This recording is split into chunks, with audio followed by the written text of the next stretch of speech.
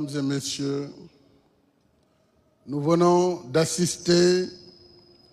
à un défilé impeccable qui a réuni les composantes de nos forces de défense et de sécurité. Le format réduit n'a enlevé en rien toute la solennité, toute la symbolique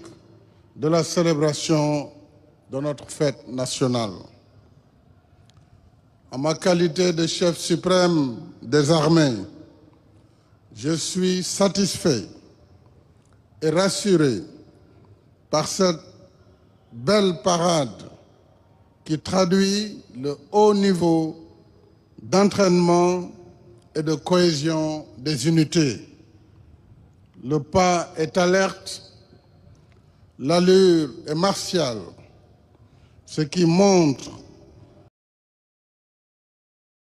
l'engagement de nos forces de défense et de sécurité à toujours remplir leur mission avec efficacité. Je le sais, la sécurité est devenue une demande majeure des citoyens. C'est pourquoi je me suis engagé à toujours donner plus de moyens à nos forces de défense et de sécurité, à toujours améliorer le moral des personnels pour que le Sénégal soit toujours plus en sécurité. Je félicite l'ensemble des unités pour leur brillante prestation. Je félicite en particulier le général de corps d'armée, chef d'état-major général des armées, Cheikh Wade, le général de division, haut commandant de la gendarmerie nationale et directeur de la justice militaire, Moussa Fall, l'ensemble des officiers généraux, le directeur général de la police nationale, le directeur général de la douane, le directeur des eaux et forêts, le général commandant la brigade nationale des sapeurs-pompiers, la direction de l'administration pénitentiaire, la direction des eaux et forêts, la direction des parcs, puisque nous avons une grande politique de défense de la biodiversité, de défense de nos forêts, et c'est justement l'une des missions principales actuellement en cours pour défendre la forêt de Casamance. Et mes instructions ont été très claires. Nous ne pouvons plus accepter un seul arbre abattu en Casamance pour être exporté hors de nos frontières. Le service national de l'hygiène, l'ensemble des forces de défense et de sécurité, merci et j'espère, avec l'aide de Dieu, l'année prochaine, nous pourrons renouer avec le grand défilé au boulevard du Général de Gaulle, avec l'ensemble des unités, le défilé pédestre, mais également le défilé motorisé. En tout cas, mon général, je vous félicite pour cette belle prestation. Merci beaucoup.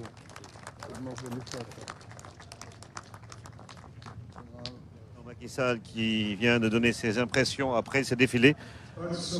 Votre président yëkkati na kàddu pour wax mbégteem fàttali li nga xamante ne moom la bëggoon ci défilé bi ak li nga xamante ne mooy lu mu namm suñu force de défense et de sécurité def.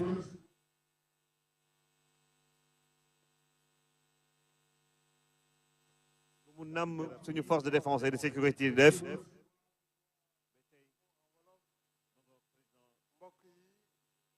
tey jii ni ngeen ko gisee dañuy fêter suñu fête de l'indépendance muy bés bi Sénégal moomee boppam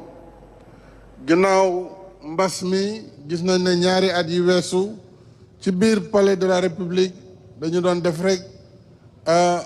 levée de couleur tey jii nag ñëw nañu fii ci place de l'Indépendance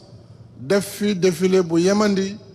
boo xam ne wanewaat nañu taxawaayu l'armée bi, taxawaayu gendarmerie nationale, taxawaayu police nationale, waaye aussi taxawaayu douane ak mboolem service yi nga xam ne lu mel nu sapeur pompier, lu mel nu administration pénitentiaire, lu mel nu eaux et forêts ak parcs nationaux yi, service d'hygiène, lépp luy ñi nga xam ne mooy li ñuy wax takk der di ay homme de tenue yi nga xam ne guddi ak bëccëg ñoom ñoo yor kaaraange réew mi ñooñu wane nañ seen taxawaay ak école yi rawatina le Prytanée militaire yi nga xam ne xale yu tuuti la ñuy tàggat ngir former leen ñu nekk ëllëg l'élite civile comme militaire muy une école exceptionnelle que je voudrais également féliciter.